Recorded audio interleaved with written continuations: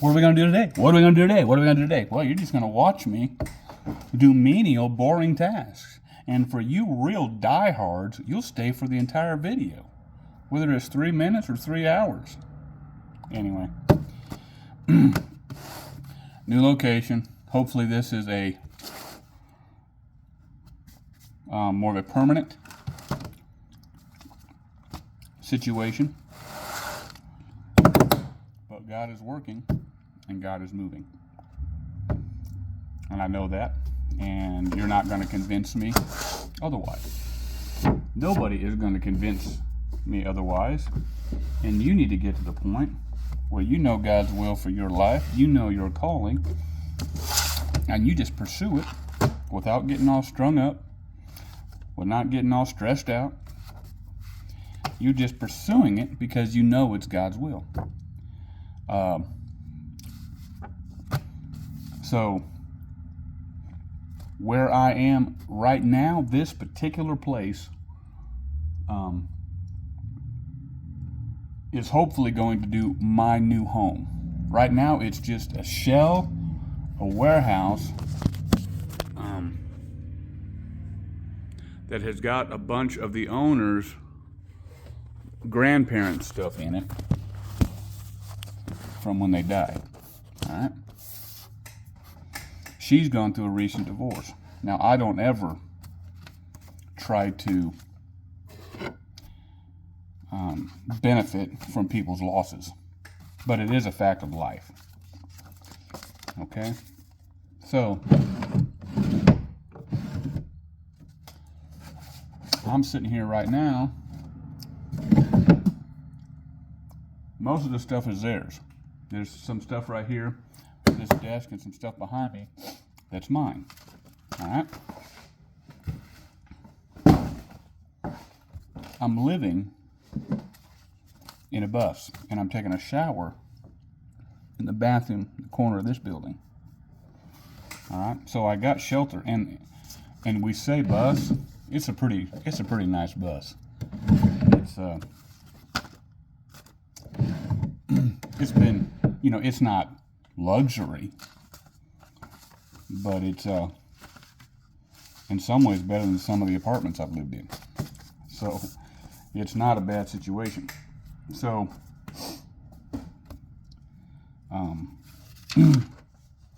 so I got some stuff stored in here, and then my trailer's out there beside the bus, and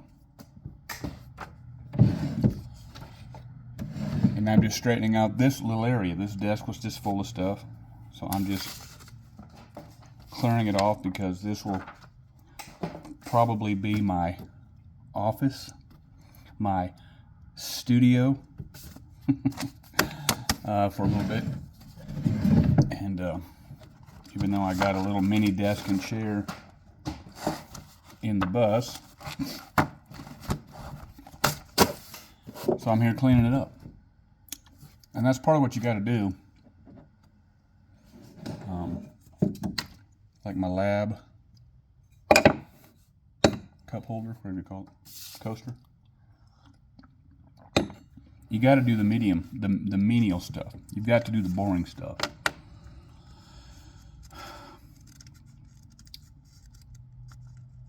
And a lot of what I teach goes against the grain of what's being taught out there a lot.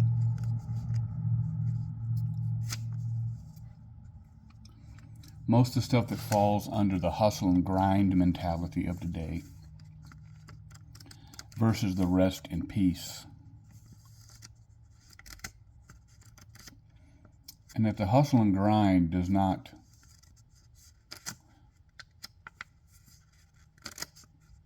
in and of itself is not really a bad thing, but the way that it's promoted now in our world, and we're so independent, and we're so prideful, we gotta make things happen, and we take God out of the picture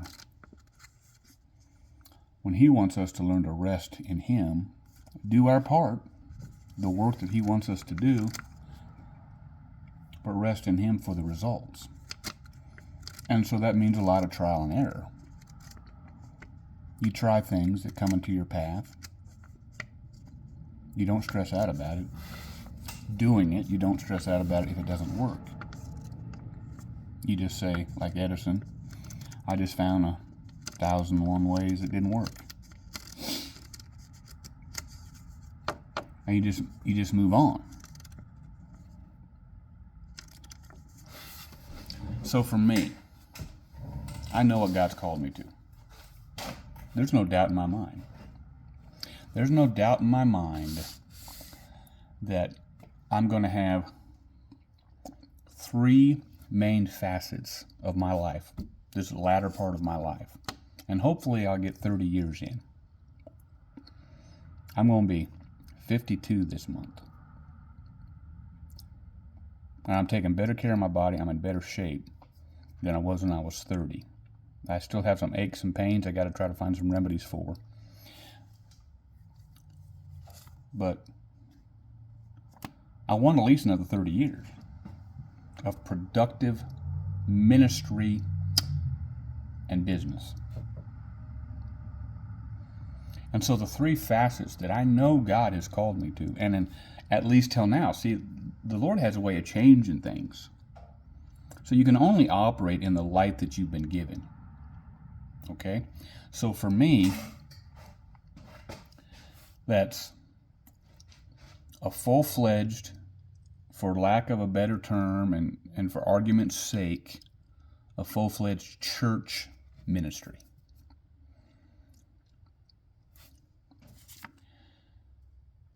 And actually to get to the mega church status, whatever number in our society considers it a mega church. But here's the difference.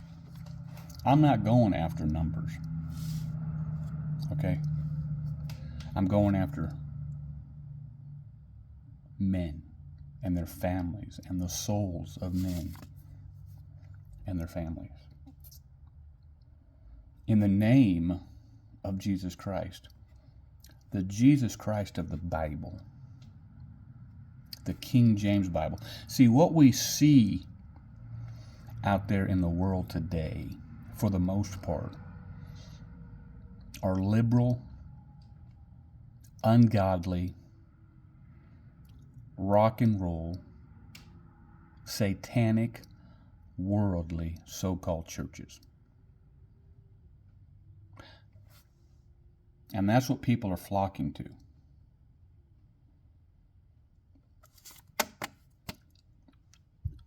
Hippie looking, I mean, that's an old term, but hip looking, cool looking.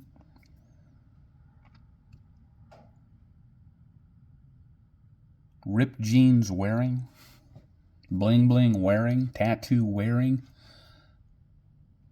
pierced ears wearing.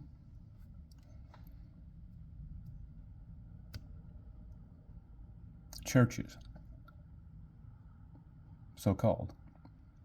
And we're seeing less and less of the true, conservative, godly, yea, Baptistic. In our day and age, I still believe the Baptists, as a general rule, are in line with the Scriptures the best. Conservative men who look and act masculine and live godly and holy, who aren't pedophiles, who haven't had affairs, or did something. This happened a month ago that I found out about. A fairly conservative guy, I can't even remember his name, and I don't watch any of these guys consistently at all. But every time I saw him, I thought, he looks like a conservative man. He always had nice pressed shirts and slacks on and looked not like a hipster. And he taught good truth. A lot of those guys can teach good truth. You just can't discern the stuff they're not teaching and the bad stuff they are. But he, in his 20s, a woman finally came out. And I know in this day and age, it's hard to know what's true. But a lady came out now in her, I guess 40s or 50s, that when he was a traveling preacher, molested her in the home that he was staying in when he was in that part of the world. And at least twice, I believe, through the years, the ministry, as he grew, the ministry knew about it. They tried to cover it up and get this woman to settle, but she would never sign a gag order. Okay, that type of stuff. Well, we got men behind the pulpit who don't have that in their past. Listen, I'm an idiot. I've struggled with porn. I don't even like to say struggled with porn. Okay, but I have, because of circumstances in my life, I have given into it from time to time. Okay, and I'm open and honest about it. I've never been addicted to it. I ain't never watched the stuff consistently. I've been alone for 10 years. And I ain't never watched the stuff consistently. I've had my ups and downs, but listen, I ain't had an affair. I ain't slept around with anybody except I've only ever been with my wife. The world considers her my ex-wife. But I'm still standing for the marriage. I don't have a past like that. Listen, I've been a bonehead. I've been lazy. I've been selfish, angry, and prideful. And I'm still a carrier of those things. But I ain't had any illicit affair. I ain't committed adultery. I ain't molested kids. Okay? And there are a few churches in our country that aren't as well known as those churches, so-called. But that's what this world needs to see. They need to see a man who looks like a man, who dressed like a man in leadership. And in our day and age, that means a suit and a tie.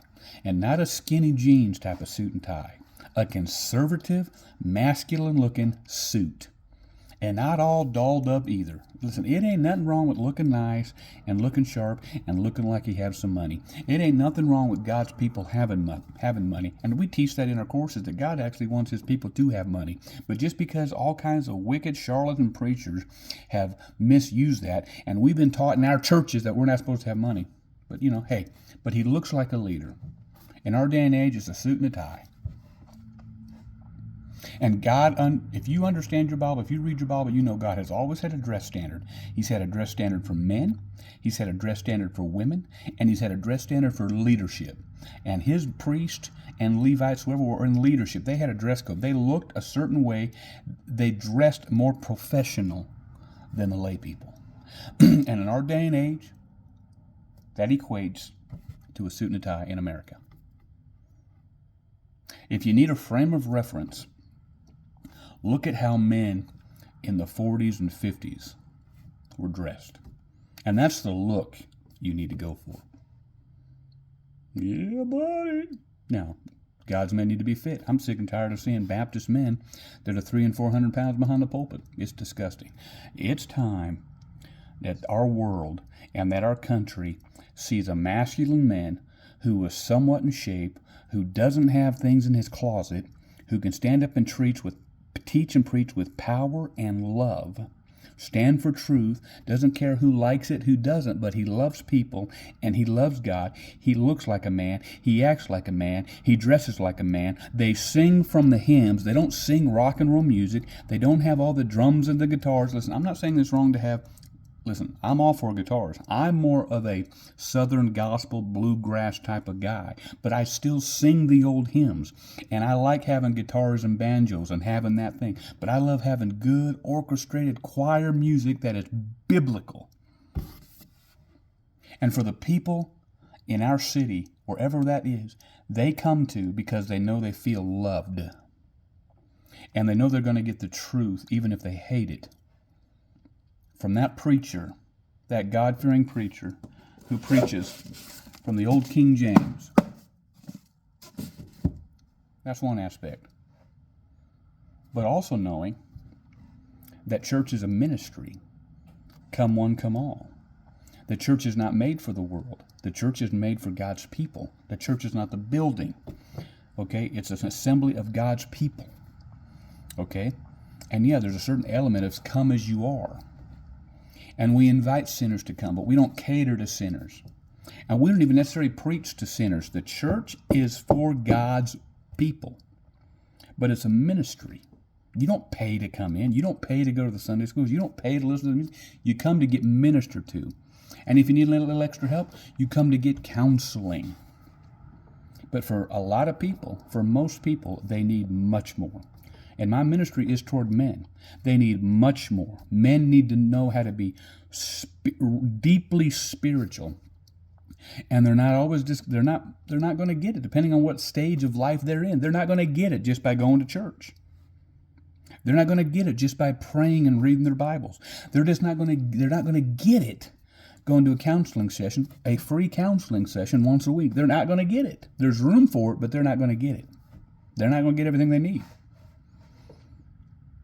Men need to learn to be masculine. Okay? You're not going to get all that. Listen, for most people, you're getting 1 or 2 lessons being taught to you and preached to you a week, even if they're powerful and God-honored.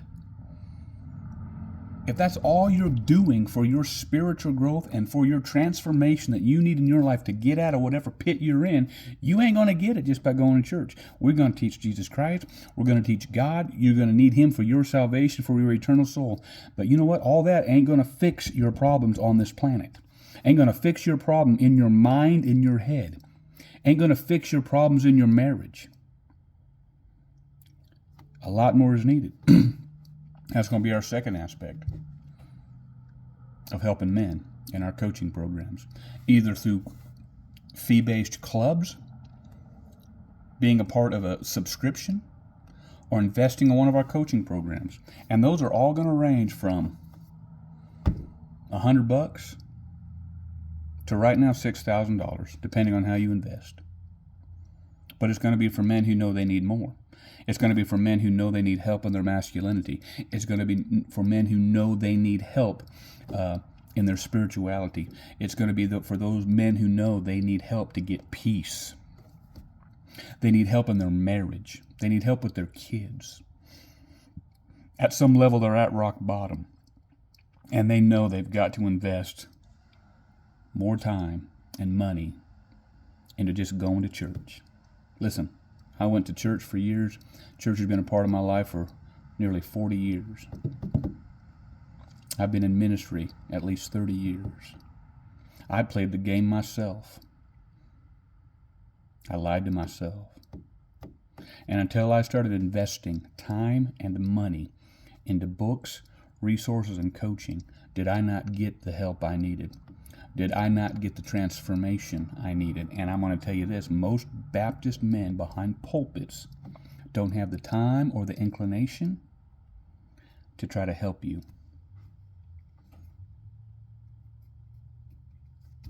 It takes more. So we're going to have our coaching aspect of our ministry in ways of helping men. And then we're going to have our brick and mortar business. I've been in pest control for 20 years. And that's been the staple of my life for 20 years. I love it. I love doing pest control. I love the whole aspect of it. And it's a great gig. And if that's the only brick and mortar business I have, then out of all the other things that I do, I want it to be pest control. Okay? But I have experience in many other things that started in the pest control, being in and out of crawl spaces, doing termite inspections, doing crawl space encapsulations, doing mold remediation, doing duct cleaning. Not quack quack, but ducts. Heating and air systems. Lawn care. And building a brick and mortar business under my umbrella company name, Tougher Environmental Services and Topher's Gophers Junk Removal, have facilities that, one, we can get men off the streets, homeless men that are legitimately homeless who really want help, who aren't looking for just a shelter where they can go for the night, get a meal, and then just hit the streets the next day. No, where we have a program where you come and you commit 3 months, 6 months, 9 months, a year, and you enter our program, and you live on property.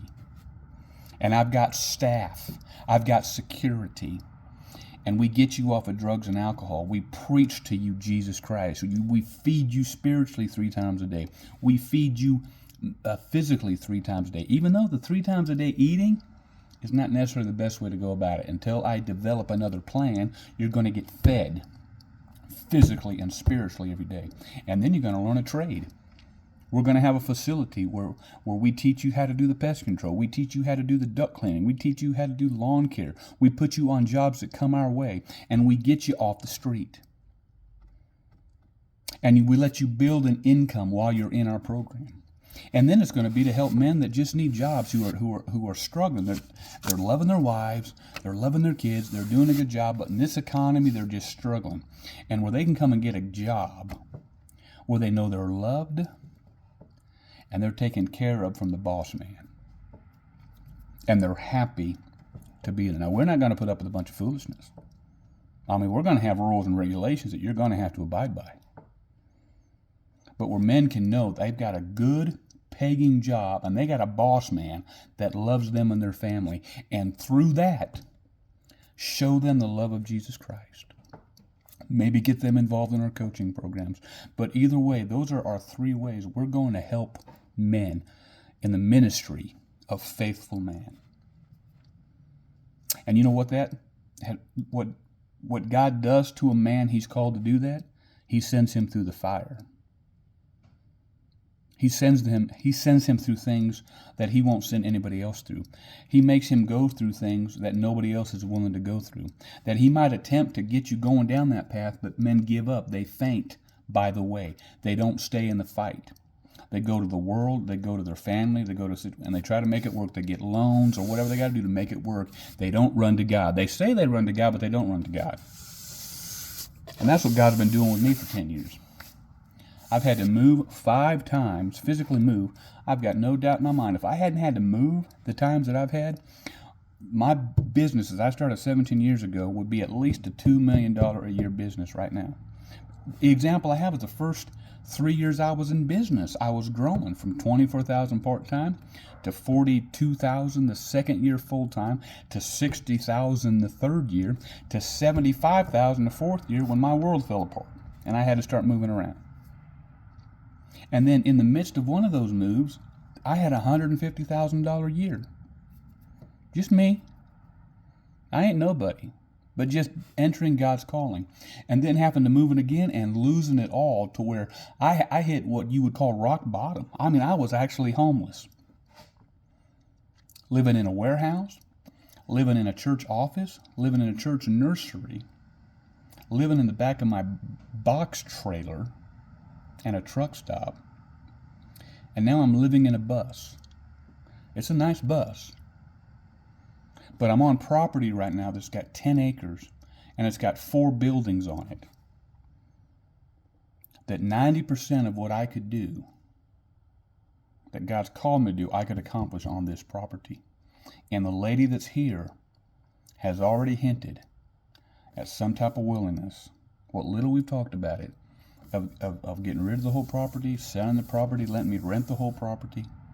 We've already talked about it. She said, well, maybe the Lord brought you onto here so he can let you do those things here. Okay? It may work out. It may not. But I got to keep doing the little daily boring things. And guess what he's done for me this week?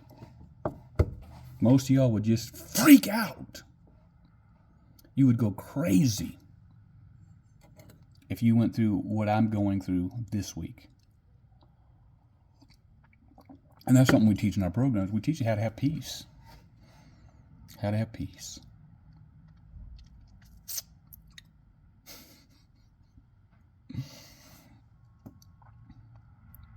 I haven't left this property. I haven't gone anywhere for 5 days. I've not been on the road at all. I've not gone to a gas station. I've not gone to a grocery store. Okay? Last week, a woman hit my truck. It was all her fault. Insurance from her company came and took my truck Monday.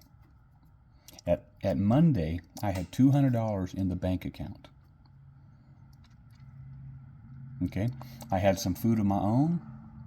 There was some food that the previous tenant, good food, still good food, They just left some good food in the fridge. I had to throw some stuff away, but there was good food here on property that's just not being used. A lot of y'all wouldn't do that. A lot of you you think I'm gross and you think I'm an idiot because you would just throw things away.